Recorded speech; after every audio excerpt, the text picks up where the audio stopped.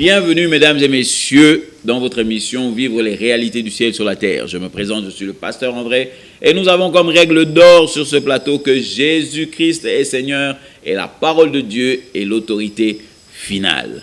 Alors mon frère, ma soeur, nous avons passé un temps excellent à parler des 7 différentes étapes. Ça nous a pris beaucoup de semaines, mais nous y arrivons, nous sommes arrivés à la fin. Alléluia. Et je voudrais vous faire un petit résumé et je vais vous montrer une chose qu'aujourd'hui, nous avons partout dans toutes les églises. Nous voyons des gens prier cette prière, mais ils ne se sont jamais posé la question, est-ce que cette prière-là est la nôtre? Alléluia. Alors je veux vite vous faire un résumé de ce dont nous avons parlé pendant toutes ces semaines et voici les 7 étapes que nous avons déclarées pour une vie de prière qui fonctionne tout le temps.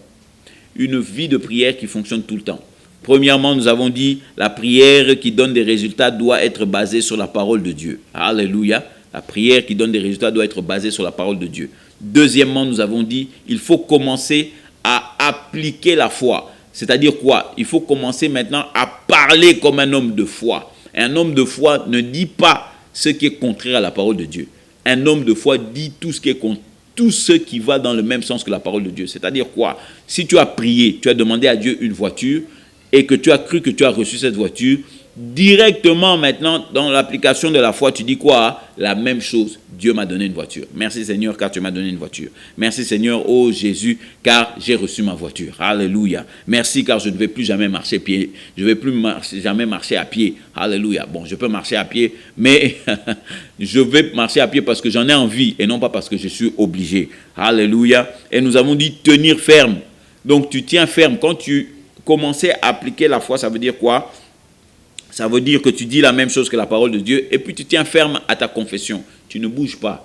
Pas aujourd'hui, oh je suis sauvé. Lobby, je ne suis pas sauvé. Oh je suis sauvé. Oh je ne suis pas sauvé. Je suis malade. Oh je ne suis pas malade. Non mon frère, reste le même. Reste constamment constant. Alléluia. C'est comme ça qu'un homme de foi fonctionne. Et puis on a dit, il faut agir comme si c'était déjà fait.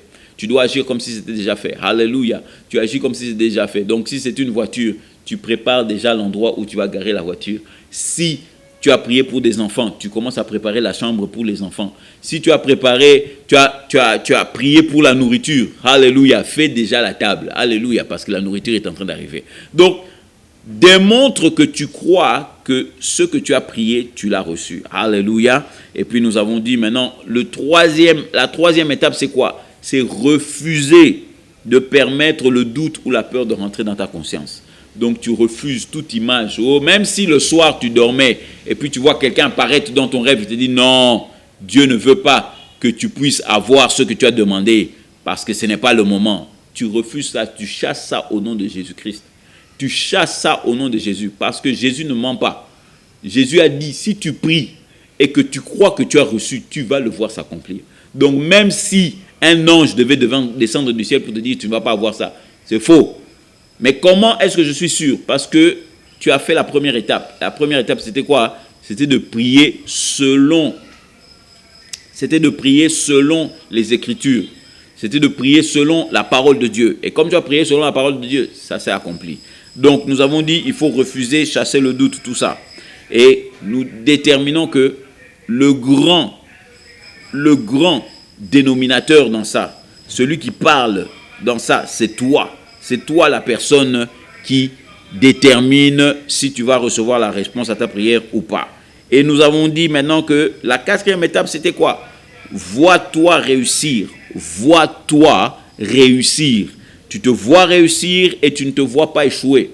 Quand tu pries quelque chose à Dieu, ne te vois jamais, ne te prépare jamais pour l'échec. Ne te prépare jamais pour l'échec. Alléluia. Prépare-toi pour la réussite. Prépare-toi tout le temps pour la réussite. Et nous avons déclaré aussi que la 5e étape, c'était quoi? Témoigne ce que tu crois. Témoigne ce que tu crois. Donc, n'aie pas honte de dire aux gens, oh, vous savez, moi, je crois que Dieu répond aux prières. Hein? Moi, je crois que Dieu a déjà répondu à ma prière. Moi, je crois que Dieu m'a déjà tout donné. Alléluia. Il ne faut pas avoir peur. Il ne faut pas avoir honte. Alléluia. Nous avons dit que ça, c'était la 5e étape. Et la 6e étape, c'était quoi? Commence à aider les gens. Occupe-toi des besoins des autres. Alléluia. occupe-toi des besoins des autres. Si tu connais des gens qui sont dans le besoin, qui ont besoin d'aide, qui ont besoin de la force, et comme nous avons dit, l'aide, ce n'est pas tout le temps l'argent. L'aide, ça peut être autre chose. Peut-être ils ont besoin de déménager. Ils ont besoin d'une force. Ils ont besoin de quelqu'un pour les aider à déménager. Peut-être il est en deuil. Tu peux aller l'encourager. Tu peux aller préparer pour eux. Tu peux les aider. Tu peux faire n'importe quoi.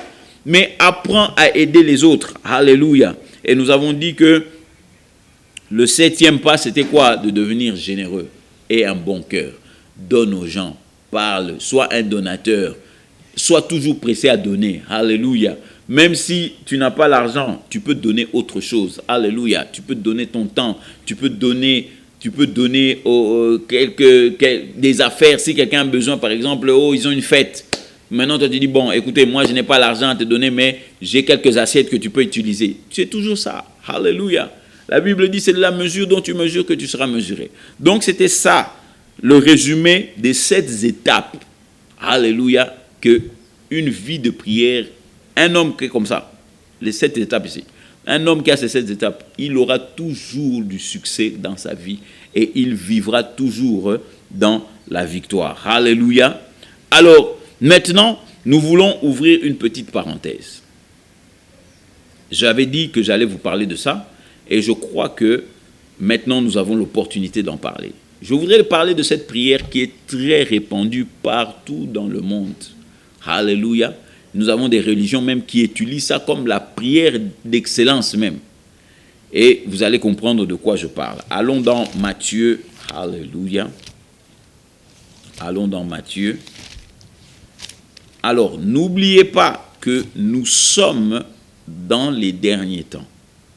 Nous sommes sous la grâce et nous ne sommes pas sous la loi. Alléluia. Alors, dans Matthieu 6, nous avons Jésus-Christ qui parle et à partir du verset 9, il leur fait comprendre ceci. Il lui dit, vous donc, je vous lis à partir de la version Darby, alléluia, n'oubliez pas, bic, papier, bloc-notes, un bic et votre Bible en papier, car ces choses-là sont très importantes. Alléluia, vous devez les écrire, les étudier et les méditer. Alléluia. Maintenant, regardez ceci. Il dit, vous donc priez ainsi. Notre Père, qui est dans les cieux, que ton nom soit sanctifié et que ton règne vienne. Que ta volonté soit faite dans le ciel, aussi sur la terre. Donne-nous aujourd'hui le pain qu'il nous faut, et remets-nous nos dettes comme nous aussi nous remettons à nos débiteurs. Alléluia. Et ne nous induis pas en tentation, mais délivre-nous du mal. Alléluia. Amen. Ça, c'est la fameuse prière que tout le monde prie. Même dans les églises de réveil, nous prions cette prière. Alléluia. Dans les églises religieuses, ils prient cette prière. Dans les églises, donc je crois que même celui qui ne va pas à l'église connaît la prière Notre Père. Alléluia. Mais je veux vous montrer quelque chose. Nous avons regardé ça dans Matthieu. Allons regarder maintenant la version de Luc. Alléluia. La version de Luc se trouve dans Luc 11. Luc 11, et nous avions parlé de cela, mais ce sera toujours bien de rentrer. Il dit, Luc 11, verset 1, il nous dit, « Et comme il était en prière dans un certain lieu, il arriva après qu'il eut cessé que quelques-uns de ses disciples lui disent, « Seigneur, enseigne-nous à prier, comme aussi Jean l'a enseigné à ses disciples. » Alléluia. Jean l'a enseigné à ses disciples. Maintenant, quelle est cette prière?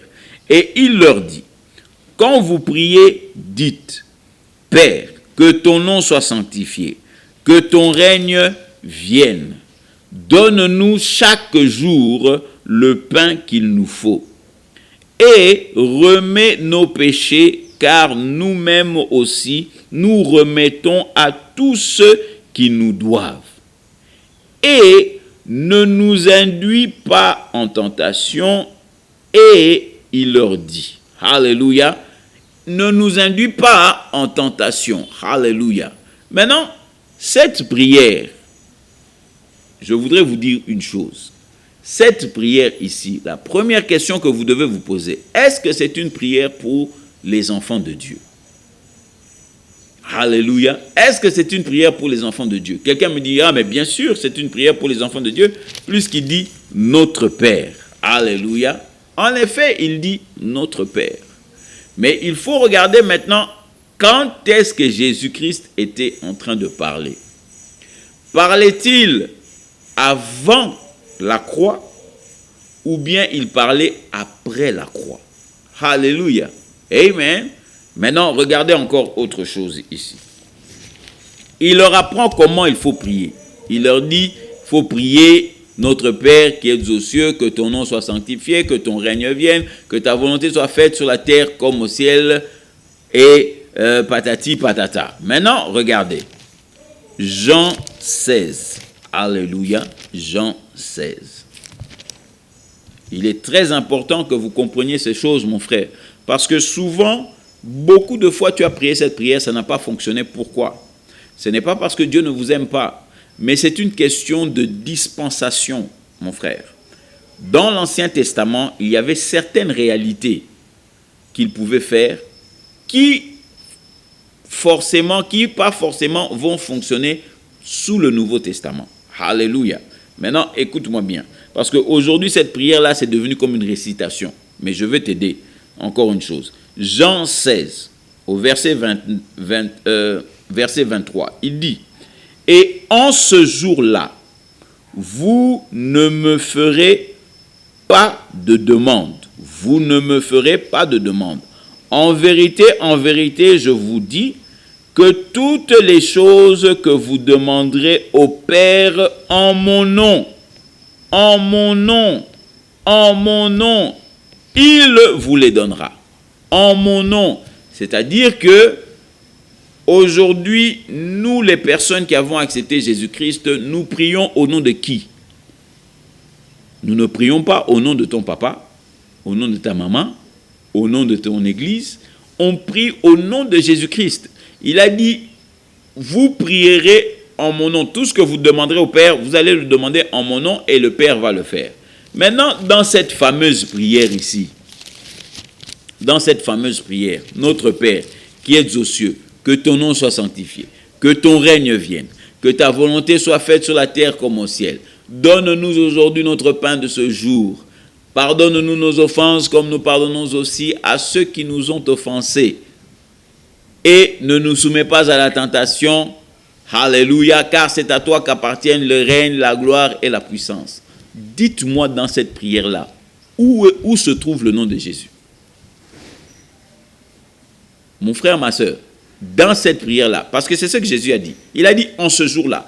C'est-à-dire, quand il dit en ce jour-là, c'est-à-dire quand j'aurai ressuscité d'entre les morts et que je serai assis à la droite du Père. Vous n'allez plus me demander à moi, mais vous allez demander à mon Père en mon nom. Donc aujourd'hui, quand tu pries au nom de Jésus. Tu ne pries pas en ton nom. Alléluia. Et la prière Notre Père ne finit pas au nom de Jésus. Déjà ça, le premier élément déjà, te montre que cette prière-là, il y a quelque chose qui n'est pas normal. Ça ne peut pas être une récitation que Jésus-Christ nous a donnée pour qu'on prie ça pour nous. Non, non, non, non. Parce que nous devons prier au nom de Jésus. Tu as été sauvé au nom de Jésus. Tu parles en langue au nom de Jésus. Tout ce que nous faisons, c'est au nom de Jésus. Et cette prière-là n'a pas le nom de Jésus dedans. Alléluia. Est-ce que vous comprenez ça, mon frère, ma soeur? Cette prière-là n'a pas le nom de Jésus. Alléluia. Maintenant, analysons cette prière. Alléluia. Analysons cette prière. Alléluia. Maintenant, regardez. Aujourd'hui, qui est le temple de Dieu? Alléluia. Aujourd'hui, qui est le temple de Dieu? La Bible nous dit dans 2 Corinthiens au chapitre 6, je crois. Allons vite là-bas. Alléluia. 2 Corinthiens 6. Alléluia. 2 Corinthiens 6, le verset 19. Alléluia. Thank you, Jesus. Verset 19, il dit, « Ne savez-vous pas que votre corps est le temple du Saint-Esprit qui est en vous et que vous avez reçu de Dieu? Le Saint-Esprit et tout ça, il est en vous. Alléluia. Mais écoute la prière. Notre Père qui es aux cieux. Aujourd'hui, Dieu, il est où? Il est au ciel ou bien il est dans ton cœur? Alléluia. Mon frère, ma soeur, je vais te laisser avec ça afin que tu réfléchisses. Nous allons continuer ça demain pour que nous puissions étudier réellement si cette prière, notre Père, c'est pour nous les enfants de Dieu ou bien c'était une prière qu'il fallait prier sous la loi. Aujourd'hui, sous la grâce, tu n'as plus besoin de prier ça. Alléluia. Bon, tu peux t'inspirer de cette prière, mais tu ne peux pas la réciter comme si c'était ta prière. Alléluia. Amen. Oui, mon frère, ma soeur, le temps arrive à sa fin, mais il faut que tu comprennes que ta vie de prière commence le jour où tu acceptes Jésus-Christ comme Seigneur et Sauveur. C'est seulement si tu es du même esprit que Dieu que tu peux parler à Dieu. Alléluia. Un chien parle à un autre chien. Un chat parle à un autre chat. Et un homme parle à un autre homme. Et un esprit parle à un autre esprit. La Bible dit que Dieu est esprit et que ceux qui l'adorent doivent l'adorer en esprit et en vérité. Donc si tu n'es pas né de l'esprit, tu ne peux pas adorer Dieu en esprit. Alors je voudrais te donner l'opportunité maintenant de recevoir Jésus-Christ comme Seigneur et Sauveur dans ta vie. Alléluia.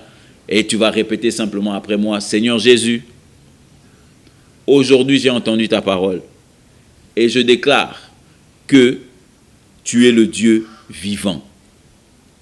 La Bible dit que si je te confesse de ma bouche comme Seigneur Jésus, et que si je crois que Dieu t'a ressuscité d'entre les morts, Jésus, je serai sauvé. Alors en ce moment, je confesse de ma bouche: Jésus, tu es mon Seigneur.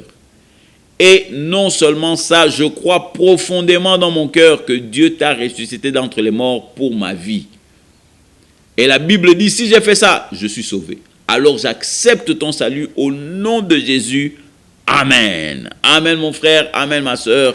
Je voudrais t'encourager, si tu as fait cette prière pour la première fois, tu es né de nouveau. Et si tu es né de nouveau, je t'encourage, trouve une bonne église, là où la parole de Dieu est prêchée, là où Jésus-Christ est Seigneur, afin que tu réalises que ton temps de vivre les réalités du ciel sur la terre est arrivé. Si tu n'as pas d'endroit, appelle-nous, nous allons t'aider, nous allons prier, nous allons te diriger. Et si tu es dans les alentours, nous allons t'inviter afin que tu puisses célébrer notre Dieu avec nous. Mais je veux simplement te rappeler que je suis le pasteur André, que Jésus-Christ est venu afin que tu aies la vie et la vie en abondance. À la prochaine et à nous revoir. Bye bye. We clap our hands in the sanctuary. We clap our hands to give you the glory. We clap our hands to give you the praise. And we will praise you for the rest of our days. Yes, we will praise you for the rest of our days.